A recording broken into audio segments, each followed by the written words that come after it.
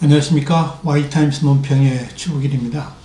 오늘은 이 문재인에 대한 미국의 경고, 이 제목을 가지고 함께 생각을 해보겠습니다. 댄코츠 미국 정보국장이 한국을 방문했습니다. 그래서 20일 날 청와대를 들어가서 문재인 대통령하고 회담을 가졌는데요. 이 미국 정보국이란 우리나라에 옛날에 있던 안기부나 이런 요즘에 국정원이라고 그러죠. 이런 단순한 하나의 권력기관이 아니고요. 미국에 있는 17개의 정보기관이 있습니다. 그 중에는 이제 중앙정보국, CIA도 있고 그렇죠. 근데 이 17개의 정보기관을 코디하고 관리하는 수장이다. 이렇게 보면 됩니다. 그러니까 사실상 미국의 모든 정보를, 국내의 모든 정보를 전부 코디네이터로서의 역할을 하는 최고의 실력자다. 이렇게 보면 됩니다. 그 국가정보국의 수장이 미묘한 시기에 지금 한국을 찾아왔습니다. 댄코츠 국장은 북한 김정은의 비핵화 약속을 전혀 믿지 않는 대북 강경론자다. 이렇게 이야기할 수 있습니다. 강경론자라고 해서 무슨 공격을 하자 이런 쪽이 아니고 많은 사람들이, 미국의 많은 사람들까지도 북한의 비핵화, 김정은의 비핵화 약속을 믿지만 댄코츠만큼은 자신이 갖고 있는 모든 정보를 파악을 해봤을 때 이건 김정은이 말하는 비핵화는 거짓이다 라고 주장하는 그런 사람입니다. 그러니까 하도 강경하게 그 말을 하니까 트럼프 대통령까지도 미워했을 정도로 이렇게 강력하게 비핵화는 거짓이다, 사기다 이렇게 말하는 사람입니다. 그만큼 이 댄코츠 미국 국가정보국장은 김정은에 대한 믿음이 전혀 없다 이렇게 보면 되겠습니다. 이 댄코츠 국장은 지난 1월 29일이죠. 하노이 회담을 앞둔 바로 그 시기에 미국 상원의 정보위원회 청문회에 가가지고 무슨 이야기를 했는가 하니 북한이 핵무기를 완전히 포기하지는 않을 것으로 평가한다 이렇게 밝힌 바 있습니다. 이 트럼프 대통령은 지금 하노이 가가지고 정상회담을 하기 직전에 있는데 이 댄코츠 국장은 그런 말을 한 겁니다. 그만큼 강직하다 이렇게 보시면 됩니다. 오죽했으면 트럼프 대통령이 미국과 북한의 관계는 최상이다 그러면서 뭐라 그랬는 거 아니? 정보기관 사람들은 순진하다, 학교나 다시 다니라, 그런 말까지 했겠습니까? 이제 그런 댄코츠 국장이 지금 한국에 온 겁니다. 이 댄코츠 국장의 방안은 당연히 그냥 본인이 오고 싶다 온 게 아니고 도널드 트럼프 미국 대통령이 가라 그러니까 간 겁니다. 왜 왔겠습니까? 이 댄코츠 국장이 한국에 오니까 일부 언론들에서 뭐라고 그랬냐면 대북 협상 재개를 하기 위한 어떤 조율을 하기 온 것이 아니냐 그런 보도를 했습니다. 참 기자들도 생각 좀 하고 기사 써야 됩니다. 무슨 소설을 써도 그런 소설을 쓰는지 모르겠습니다. 기자의 상상일 뿐입니다. 아주 희망적 보도죠. 우선 이 댄코츠가 한국에 오는 이 전후를 볼 때 한반도에서 어떤 일이 벌어지고 있는가를 좀 살펴볼 필요가 있습니다. 우선 북한이 동창리 미사일에서 미사일 발사 움직임을 지금 보이고 있지 않습니까? 그래서 도발할 낌새를 보이니까 미국은 여기에 대해서 즉각 대응하는 조치에 들어갔습니다.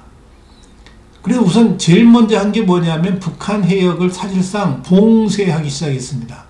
완전한 봉쇄까지는 아닙니다만 봉쇄하기 전 단계입니다. 이런 조치는 이미 예견된 일입니다. 우리 신문이 이미 이렇게 될 거라고 예측을 했습니다. 지난번에 정세 분석에 북한 또다시 벼랑 끝 전술을 펴는데 북한의 의도는 뭐고 미국의 대응책은 뭔가 우리 기사를 자세히 썼습니다. 우리 Y타임 인터넷 사이트에 들어오셔가지고 찾아보시면, 정세 분석 찾아보시면 자세히 읽으실 수 있을 겁니다.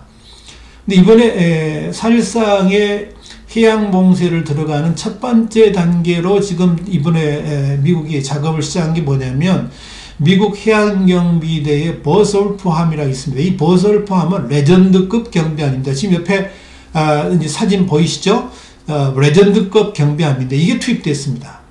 이미 지금 일본의 자위대도 투입되어 있고 영국과 호주의 해군들이 지금 이미 배치되어 있습니다.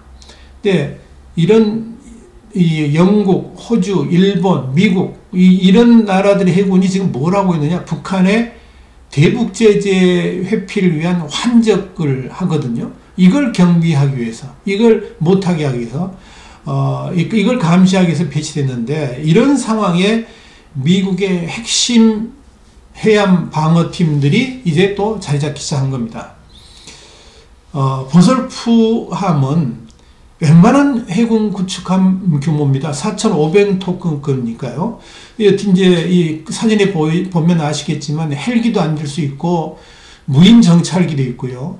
첨단 레이저 장비를 무장하고 있습니다. 거기다가 이제 특수부 대원이 탈 수 있는 고속정을 탑재하고 있습니다. 그래서 필요할 때는 북한의 불법 환적 선박을 납포할 수도 있습니다. 이것뿐만이 아니라 이 물속에 있는 잠수성 유치도 파악할 수가 있습니다. 그러니까 사실상의 대북 해상 봉쇄 수준의 작전 능력을 확보하게 되는 겁니다. 여기다가 이제 일본의 자위대 병력도 이미 미국 측 이런 해안 봉쇄에 힘을 보태고 있죠.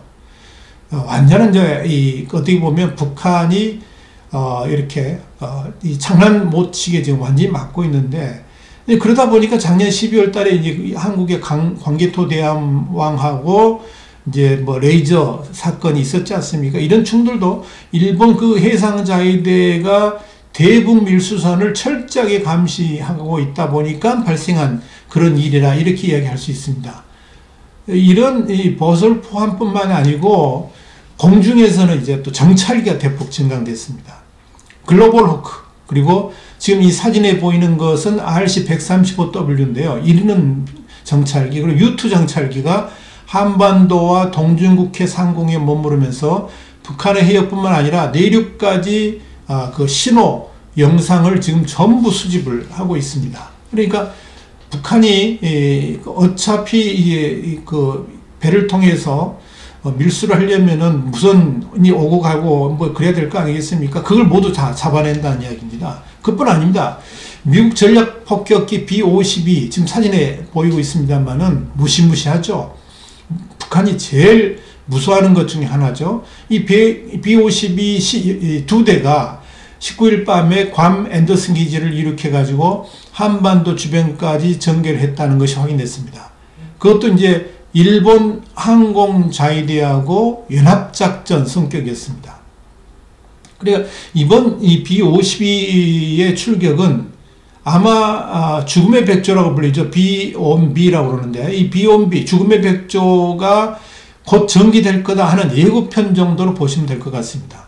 이런 상황에서 만약에 북한이 그럼에도 불구하고 그 미사일 도발이라든지 핵실험을 강행한다 그러면 그 다음 어떤 수술을 하느냐, 제가 볼 때는 완전한 북한 해상 봉쇄에 들어가게 되는데, 그때는 이미 이제 잠수함은 물론이고 항공모함까지 동해안으로 진입하게 되고, 이 중국과의 관계에 따라서 중국이 이 국경봉쇄, 북중 국경봉쇄를 잘 하지 않는다든지 이런 허점이 보이면 바로 서해안까지도 진입할 가능성도 있다, 이렇게 봅니다. 물론 전쟁 국면으로 가지는 않을 겁니다. 왜냐하면 이제 트럼프 대통령의 재선이 걸려 있기 때문에 내년 이제 11월쯤에 내년 이제 이 하반기 여름 지나면 그때 또 본격적인 대선 국면 들어가지 않습니까? 근데 이 대선 직전에는 군사작전은 안 할 거라고 봅니다. 군사작전 하더라도 선거가 끝나고 트럼프 대통령이 재선이 확정됐다 그러면 그때 아마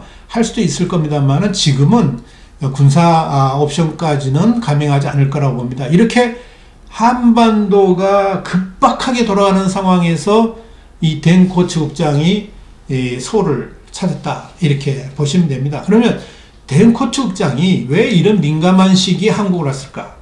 제가 볼 때는 문재인 정권에 대해서 강력하게 경고를 하는 의미가 있지 않느냐, 그렇게 봅니다. 그러니까 이 댄 코츠 국장이 문재인 대통령 만나서 무슨 이야기를 했을까? 그 자리에는 정의용 국가안보실장 그리고 이제 서훈 국가정보원장이 배석을 했는데요. 이 만남에 대해서 김의겸 청와대 대변인이 짧게 코멘트를 했습니다. 문 대통령과 댄 코츠 미 국가정보국장이 이 한미 양국 현안에 대해서 폭넓고 심도 있는 의견을 교환했다. 뭐 이렇게만 이야기를 했습니다.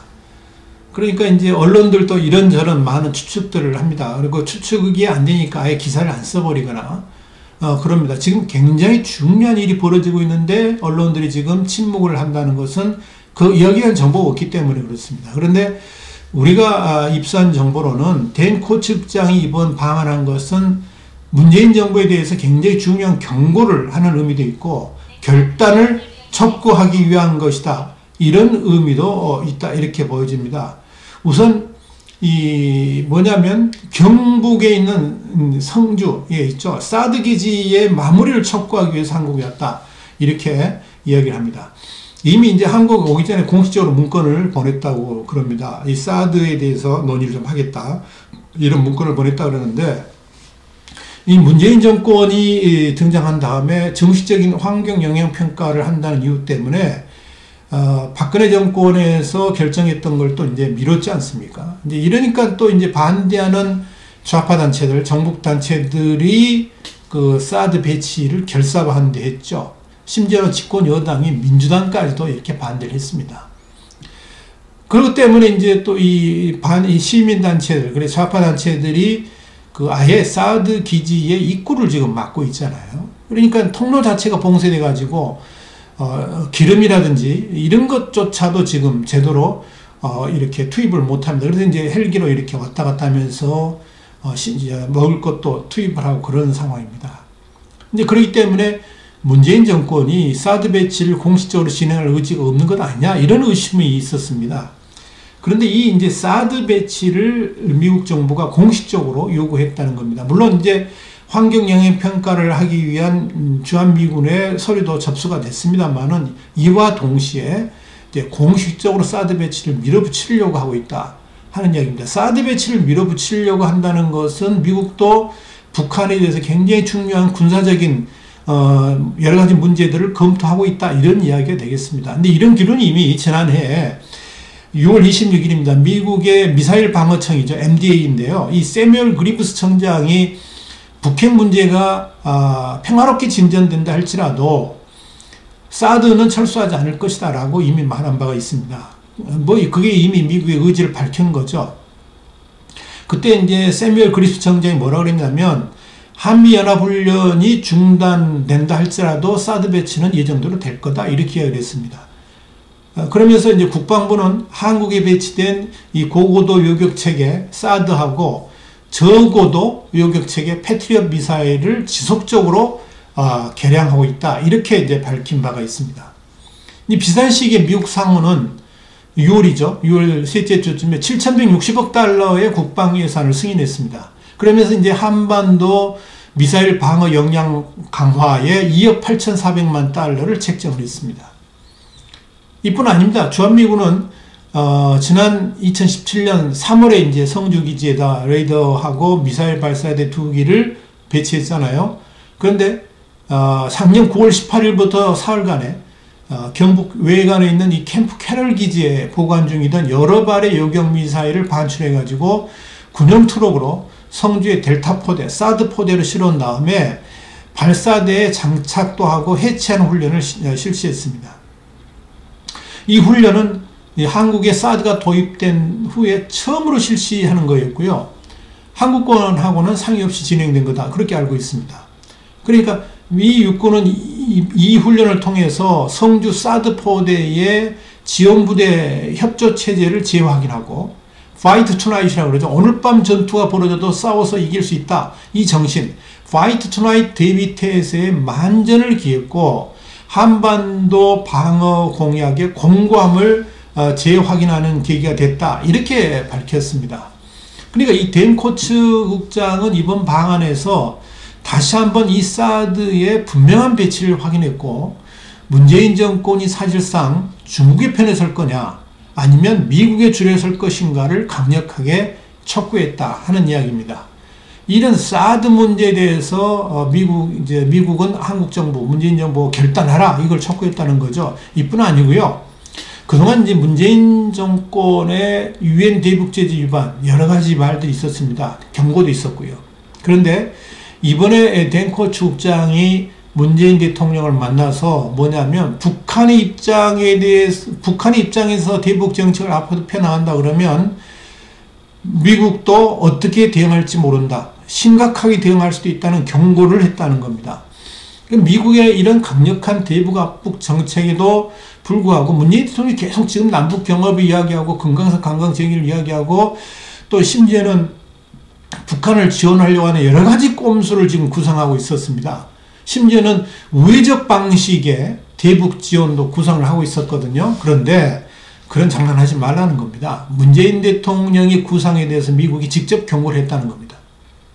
그렇다면 문재인 대통령은 어떤 반응을 보였을까? 이 부분에 대해서 청와대는 전혀 공개하지 않고 있습니다. 어떻게 반응했을까? 뭐 보지 않아도 뻔합니다. 그렇지 않아도 이 문재인 대통령이 트럼프 포비아가 있다 그러잖아요. 트럼프 공포증이 있다 그러지 않습니까? 그래서 뭐 준비는 많이 했는데 뭐 트럼프 대통령 앞에서 말도 별로 못한다든지 이런 뭐 이야기들이 기자들 사이에 많이 있었는데 아마 그 문재인 대통령이 이번에 이 댄코츠 국장의 이야기에 대해서 상당히 충격을 받지 않았을까. 어떻게 보면 참모들이 써준 대북 정책을 쉽게 발표할 수 있을지는 모르겠지만 그 발언이 이제 미국과 한국과의 관계, 한미 관계, 이런 외교 관계에 미치는 영향 이런 걸 깊이 생각 안 했을지도 모르겠죠. 그런데 그런 것에 대해서 미국이 아주 날카롭게 파고드니까 그런 미국의 칼날을 피하기는 쉽지 않아 보입니다. 그동안 이제 기자들도 그렇고 많은 언론들이 그런 지적을 했어요. 문재인 정부가 강대국 무서운 줄 모른다. 그러니까 미국이나 중국이나 일본이나 뭐 이런 강대국 무서운 줄 모른다. 특별히 이 문재인 정부는 미국 무서운 줄을 모른다 하는 이야기가 있었습니다. 그런데 이제는 좀 생각을 달리 해야 될 겁니다. 뭐냐면 문재인 정부가 만약에 미국이 어떤 나라인가를 모른다 그러면 그야말로 대한민국은 심각한 위기에 빠질 수 있습니다. 근데 그걸 우리가 좀 기억을 해야 될 겁니다. 그러니까 분명한 건 뭐냐면 문재인 정권이 미국 이런 경고에도 불구하고 미국 편에 서는 게 아니라 북한의 편을 든다든지 중국의 줄에 선다 이러면은 대한민국은 곧바로 베네수엘라행 급행열차에 탑승하게 될 거다 하는 이야기입니다. 지금 사진 보이시죠? 저 많은 베네수엘라 돈의 가치가 어느 정도인지 아십니까? 미국 돈 1달러입니다. 우리나라 돈 1,000원 정도가 저 많은 지폐를 줘야지 살 수 있다. 그러면 아마 지금 더 올랐을지도 모르겠습니다. 그래도 지금 이 보수파들 쪽에서는 문재인 탄핵론이 부상하고 있지 않습니까? 그렇게 되면 이제 그야말로 대한민국 정부 극도의 혼란 상태에 빠지게 될 겁니다.